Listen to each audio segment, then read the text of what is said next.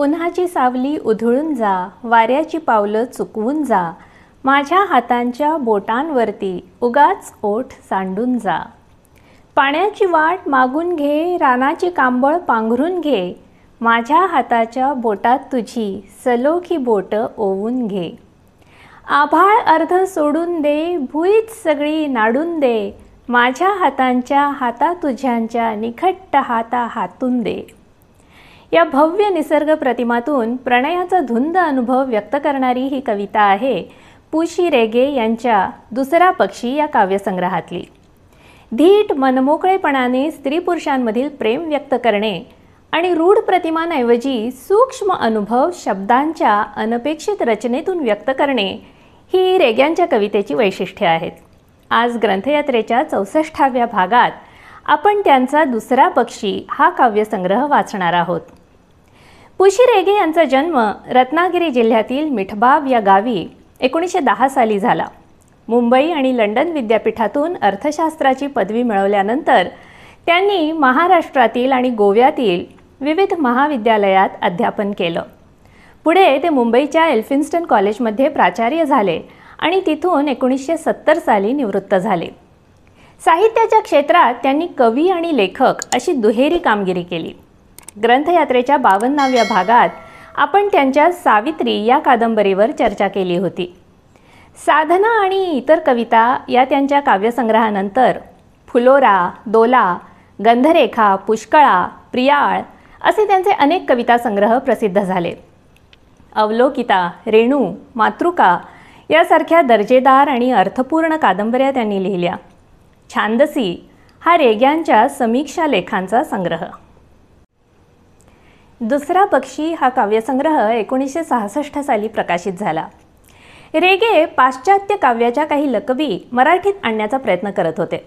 Italian कवींच्या प्रेमकवितांनी आणि त्यातून व्यक्त होणाऱ्या उत्कट अशा मनोहर भावनांनी त्यांच्या कविमनावर भुरळ पडली होती. आणि तरी देखील रेग्यांच्या कवितेमागील प्रेरणा, ती मधील अनुभवविश्व, तिची प्रतिमासृष्टी, बंदिश आणि शब्दकळा ही पूर्णपणे स्वतंत्र आणि वेगळ्या जातीची आहेत. रेग्यांच्या कवितेतून खुलणारं प्रेम अनावर आणि मुग्ध आहे, रतिसुखात आनंदाने रमणारं आहे आणि तरीही स्वच्छ आणि नितळ आहे.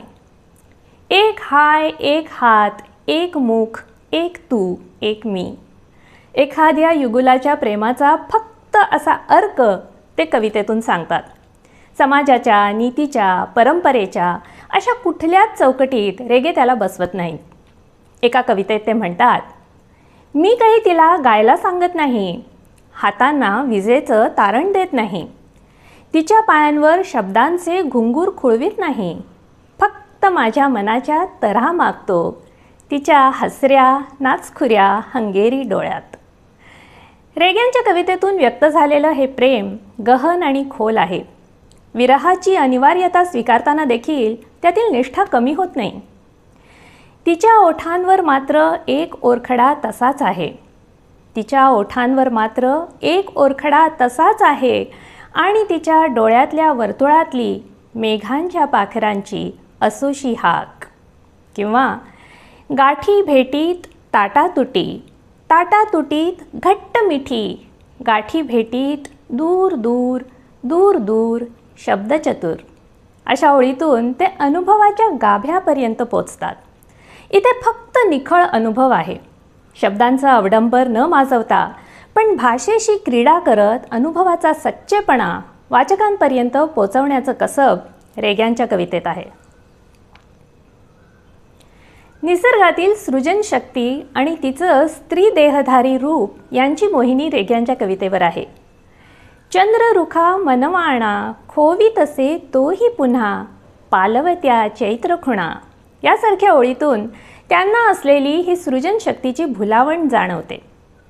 डोंगराच्या सोलीव गर्भगृहातील ती किमान सृष्टी आणि बाहेरची ही चढाऊ उन्हाची वृष्टी अशासारख्या निसर्ग प्रतिमातून रेगे स्त्री पुरुष युतीतील गूढ रम्यता किती सहजपणे वर्णन करतात. त्यांच्या अनेक कवितातून रंगसंवेदना, रंगरेषा किंवा छायाप्रकाशाचा खेळ पाहायला मिळतो. हे रंग त्यांच्या कवितेत केवळ निसर्ग वर्णन म्हणून येत नाहीत, तर रंगांच्या प्रतिमासृष्टीतून सहज शब्दात पकडता न येणाऱ्या भावच्छटा ते व्यक्त करून जातात. उगवत्या सूर्याहून थोडा वेगळाच लालसर, किंचित तपकिरी छटा पांघरलेल्या पिवळ्या रंगाची मधूनच ज्याच्यावर उलगडलेली आहे झालर, असा हा तुकडा. किंवा तुरीच्या तुरळक शेतांवरची अपरंपार नारिंगी धून, मोहरत झालेल्या बाजूच्या आंब्याचे अलग अलग कोरीव स्तूप आणि मधूनच दूरच्या आकाशी तळ्याचे मनाने लाभलेले रूप, अशांसारख्या ओळीतून रेगे स्त्री देहाच्या आकर्षणाचा उत्सव साजरा करतात. त्यातील सूचकतेने रसिकांना कलात्मक आनंद देतात. त्यांची कविता स्त्री रूपाभोवती उत्कटतेने रुंजी घालण्यासाठी जरी प्रसिद्ध असली तरी दुसरा पक्षी या काव्यसंग्रहात अनेक चिंतनशील आणि वैचारिक कविता देखील आहेत. विशेषतः माणसाचं अस्तित्व, जीवनातील निरर्थकता यांचं देखील भान त्यांच्या कविमनाला आहे. माणसाने आपल्या जीवनात कितीही रंगढंग केले, कितीही यश कमावलं तरी मृत्यूनंतर सगळेच एक समान होतात. प्रत्येकाचा अंत हा ठरलेलाच आहे याची जाणीव ते वाचकाला त्यांच्या छबेली जमीन या कवितेत करून देतात. झाडाच्या पानांविषयी ते म्हणतात, अचानक जेव्हा वाऱ्याची बहादर उठावणी होते तेव्हा त्यांचे आधीचे कसलेले रंग एकसारखे एक झालेले असतात. ती कुठल्याही झाडाची असतात, कुठल्याही मातीवर उतरतात. म्हणून आकाशाला जडावाचं छत असतं, आपल्याला पुन्हा छबेली जमीन. समाजात पसरलेल्या भीतीच्या वातावरणावर, लोकांच्या स्वातंत्र्यावर गदा आणणाऱ्या शक्तींवर रेग्यांची कविता प्रकाश टाकते.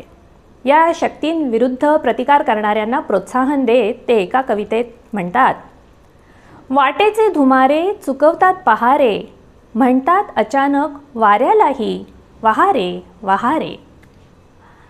दुसऱ्या एका कवितेत आपल्या जिवलगांना ते सांगतात,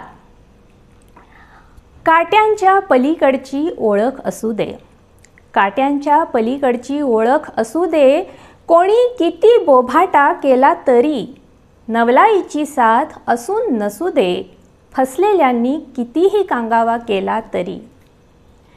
शोषित आणि अत्याचाराचे बळी झालेल्या असहाय्य जनतेच्या वेदनांना देखील रेग्यांची कविता वाचा फोडते.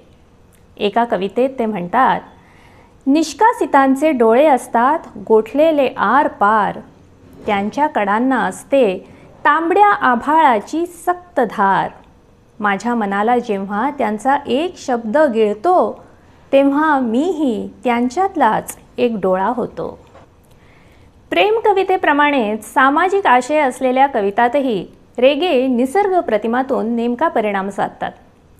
युरी गागारिनच्या यशस्वी अंतराळ यात्रेनंतर स्फुरलेल्या कवितेत ते म्हणतात, आकाश उशाला येते, आकाश उशाला येते, बाहूंचे स्रोत विजेते, होतात भगीरथ, आकाश उशाला येते. रेग्यांची कविता ही मितभाषी आहे. अगदी 4-6 ओळीत देखील ते खूप खोल आशय व्यक्त करून टाकतात. तारुण्यात माणूस कौतुकाने, हौशीने बऱ्याच गोष्टी करतो, पण आयुष्याची जेव्हा संध्याकाळ होते तेव्हा कधी कधी सवयीने किंवा संभ्रमात तो त्याच गोष्टी करत राहतो, आता त्या अर्थहीन झाल्या असल्या तरी. हा आशय एका कवितेत व्यक्त करताना रेगे लिहितात, हिवाळ्यात मी शेगोटी पेटवली, उन्हाळ्यात वाळ्याचे पडदे भिजवून संध्याकाळची वाट पाहिली. हिवाळ्यात मी शेगोटी पेटवली, उन्हाळ्यात वाळ्याचे पडदे भिजवून संध्याकाळची वाट पाहिली. हिवाळा उन्हाळा दोन्ही नादुरुस्त झाल्यावर मी एकटाच ही शेगोटी राखीत बसणार, वाळ्याचे पडदे भिजवून ठेवणार. कोणत्याही उपमा रूपकं न वापरता देखील म्हातारपणचा सगळा एकटेपणा आणि मृत्यूला दूर ठेवण्याचा अट्टाहास या ओळीत एकवटला आहे असं वाटतं. आपल्या छांदसी या समीक्षा ग्रंथात रेग्यांनी म्हटलं आहे की कलाकृतीचं सौंदर्य तिच्या घाटात असतं आणि तिचं श्रेष्ठत्व तिच्यातील जीवनदर्शनाच्या संपन्नतेवर अवलंबून असतं. ही दोन्ही विशेषणं रेग्यांच्या कवितेला लागू पडतात. त्यांच्या वेगळ्या अशा अनघड कवितेचा घाट मोहक आहे आणि त्यातील आशयाला परतत्वाचा स्पर्श झाला आहे. पहिल्या वाचनात काहीशा दुर्बोध वाटणाऱ्या पण हळूहळू त्यातील अर्थवाही ओळींची गोडी लावणाऱ्या रेग्यांच्या कवितांबद्दल आज आपल्याशी बोलत आहेत प्राध्यापक वंदना बोकील कुलकर्णी.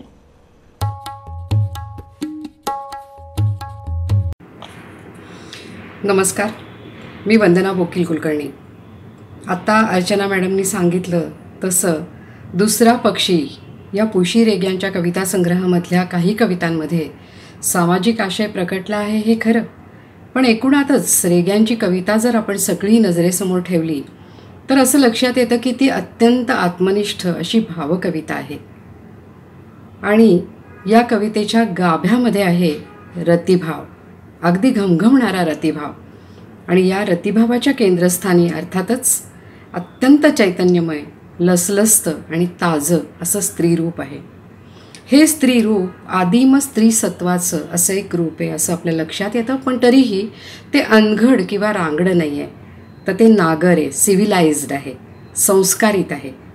आणि रेग्यांच्या या कविमनातली जी स्त्री आहे ती रतिक्रीडेत अत्यंत चतुर आहे. ती स्वतः त्याचा आनंद घेते, त्यामध्ये रमते आणि त्यालाही त्याच्यामध्ये ती रमवते असं लक्षात येतं.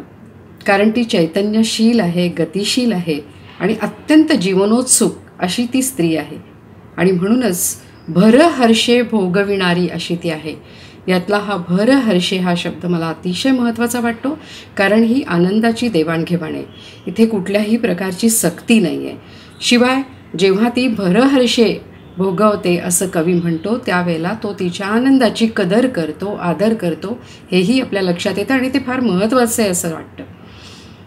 दुसरी गोष्ट अशी आहे की ही जी स्त्री आहे ही अत्यंत निर्मळ आहे, मोकळी आहे आणि कशाचीही पुटं तिच्यावर चढलेली नाही आहेत, ना समाज संकेतांची ना रूढींची. ती लाजबावरी आहे खरी, पण त्यामागे भय नाही आहे. ती आरपार स्वच्छ आणि मोकळी अशी स्त्री आहे. स्वतःच्या देहभावाशी, त्याच्यामधल्या भाव उर्मींशी ती अत्यंत प्रामाणिक आहे, निखळ आहे, अस्सल आहे आणि मुख्य म्हणजे न नैतिक आहे. आश्चर्यकारकरित्या ती अतिशय मुक्त आहे. ती म्हणूनच रंगरेषा, छायाप्रकाश किंवा आकार आणि अवकाश यांचा अत्यंत निगूढ खेळ रेग्यांची भाषा मांडते. त्याविषयी देखील आत्ता अर्चना मॅडम बोलल्या आपल्याशी. या भाषेमधून अत्यंत सूक्ष्मातली सूक्ष्म अशी अनुभवाची छटासुद्धा त्यामुळेच रेगे आपल्या कवितेमध्ये प्रकट करू शकतात. या कवीच्या या निरभ्र सौंदर्यदृष्टीचं अवगुंठन त्याच्या भाषेने लिहिलेलं आहे असं लक्षात येतं. आणि म्हणूनच स्त्रीच्या, स्त्रीरूपाच्या सगळ्या अवघ्या रंगरेषा ही कविता आपल्यामध्ये सामावून घेते आणि शब्दामध्ये मांडते आणि ते अत्यंत सूचकतेने करते. आणि म्हणूनच ती आपल्याला कलात्मकतेचा अवर्णनीय असा आनंद देते. निव्वळ प्रकृतीचं, पुरुषाचं, प्रकृती आणि पुरुष या नात्याचं एकलक्षी असं गूढ उकळण्याचा प्रयत्न रेग्यांनी सातत्याने केला. त्यामुळे स्वाभाविकच कधीकधी ही स्त्री आपल्या आकलनाच्या थोडी पल्याड आहे असं आपल्याला वाटतं खरं, पण रेग्यांच्या भाषेचं जसं मोहन आपल्यावरती पडतं तसंच ही भाषा जे उखाणे घालते त्याचंही पडतं आणि हे उखाणे सोडवण्यामध्ये रसिक मनाला आनंद मिळतो असंही आपल्या लक्षात येतं. त्यामुळे रेग्यांची कविता पुन्हा पुन्हा वाचावी, समजून घ्यावी, एकांतात वाचावी आणि मनाशी समजावून घ्यावी अशा प्रकारची कविता आहे असं मला वाटतं. धन्यवाद.